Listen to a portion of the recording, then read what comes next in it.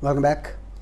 जब कभी आप किसी म्यूचुअल फंड की परफॉर्मेंस जज करेंगे ऑनलाइन डेटा के साथ या ऑफलाइन डेटा के साथ, तो आप पाएंगे कि हर म्यूचुअल फंड कंपनी बोलती है कि हमने पिछले इतने सालों में इतना CAGR दिया। वही CAGR एवरेज 15% से ऊपर बताते हैं। कई लोग कहते हैं कि अगर आप कंपाउंडिंग के साथ अपने आप को फाइनेंशियली स्टेबल करना चाहते हैं, फाइनेंशियली इंडिपेंडेंट करना चाहते हैं, तो 15% का रिटर्न ऑन इन्वेस्टमेंट आप अगर स्टॉक मार्केट या म्यूचुअल फंड से ले लेते हैं तो आप धीरे धीरे कंपाउंडिंग के मैजिक से फाइनेंशियली इंडिपेंडेंट हो जाएंगे।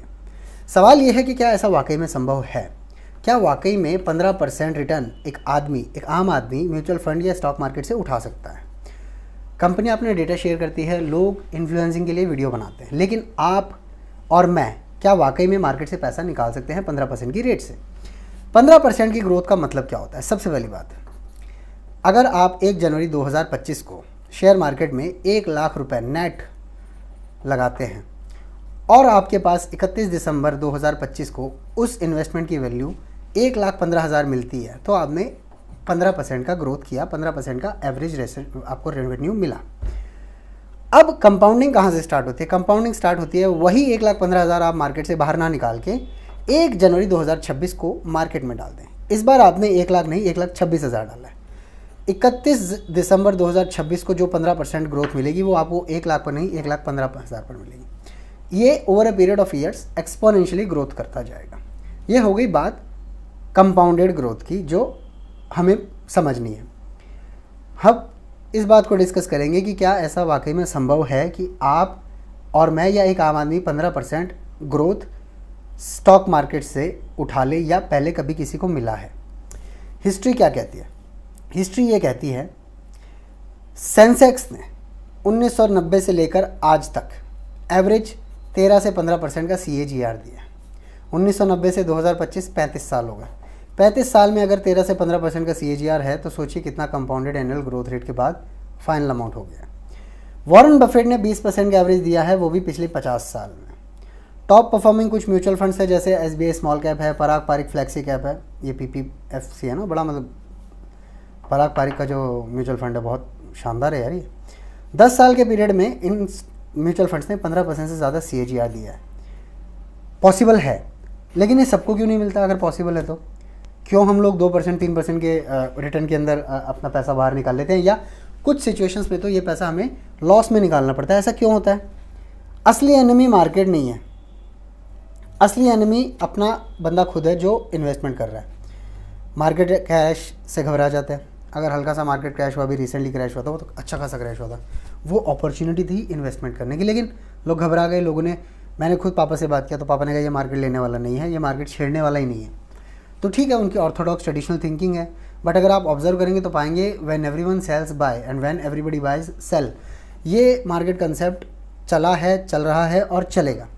इसी को फॉलो करना है, घबराना नहीं है मार्केट क्रैश से। SIP बंद कर देते हैं। मैं म्यूचुअल फंड का बहुत बड़ा सपोर्टर नहीं हूँ, क्योंकि ग्रोथ स्लो है और you can not touch the growth every day, लेकिन कंपाउंडिंग में ग्रोथ होती है, ये एक फैक्ट है, और कंपाउंडिंग का मैजिक बहुत शानदार है। तो लोग मार्केट क्रैश में SIP बंद कर देते हैं, इसलिए उनको रिटर्न नहीं मिलता। हर 6 महीने में वो लोग या तो स्टॉक बेच देते हैं या फंड चेंज कर देते हैं, पैसा इधर से उधर निकालते रहते हैं, क्योंकि कंपाउंडिंग का एक क्राइटेरिया है कि कंपाउंडिंग एकदम स्टार्टिंग में आपको समझ नहीं आती, आपको विजुअली ग्रोथ नज़र नहीं आता। सबसे बड़ी गलती जो करते हैं इस सब के बाद वो ये है कि हल्का सा प्रॉफिट देख के निकल जाते हैं, हल्का सा ग्रीन में दिखा, भागते भूत की लंगोटी भली और बेच के निकल गए। याद रखिएगा, मार्केट रिटर्न नहीं देता है, डिसिप्लिन देता है। ऐसा लोग काफ़ी कह रहे हैं, बट द फैक्ट है तो फैक्ट है। 15% रिटर्न मार्केट से मिल सकता है अगर आप लंबी रेस का घोड़ा है। 10 साल से ज़्यादा का आपको अपना टेन्योर रखना है, अपना विजन रखना है। 10 साल से ज़्यादा का अगर विजन रखेंगे तो आई एम वेरी श्योर 15% से ज़्यादा ही रिटर्न मिलेगा, अगर आपने अच्छी जगह पे इन्वेस्ट किया है। आप वेरेनियम क्लाउड में इन्वेस्ट नहीं कर सकते। अगर आपने वाकई में सोच समझ के इन्वेस्ट किया है तो 10 साल के अंदर 15% से ज़्यादा CAGR आपको डेफिनेटली मिलेगा।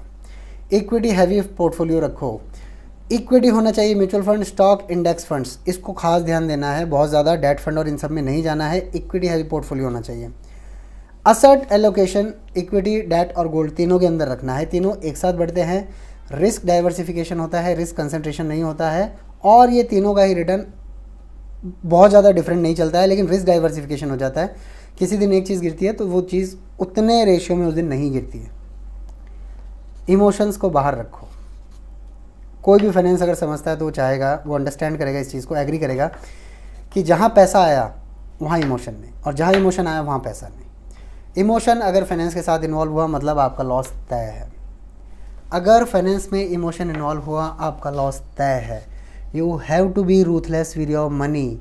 You can be one of the most emotional, empathetic, sensitive guy, but you cannot do it with your finances. You have to keep your emotions out of finance. Best strategy, large cap के साथ mid cap, small cap के fund का combination, long term SIP with no withdrawal. Withdrawal तो करना ही नहीं SIP से, साल में बस देखते रहो अपने पोर्टफोलियो को, कोई प्रॉब्लम नहीं है। इन्वेस्टमेंट अच्छी जगह करना है, कोई मजाक वाला इन्वेस्टमेंट नहीं होना चाहिए, जैसे कि वेरेनियम क्लाउड एटसेट्रा जो मैं बोल सकता हूँ। बाकी 15% is a very major % of return in stock market and mutual fund. बस ये है कि लॉन्ग टर्म में इन्वेस्ट करना है और पैनिक नहीं करना है, हल्के प्रॉफिट में खुश नहीं होना है। अगर 15 मांगा है तो 15 चाहिए भाई, अब वो किसी भी तरह आए। और एक बात जो सबसे इंपॉर्टेंट है, उधार से पैसा नहीं लगाना है, किसी से मांग के पैसा नहीं लगाना है, वहाँ पे भी रायता फैलता है। अगले वीडियो में अगला डिस्कशन। जय हिंद, थैंक यू।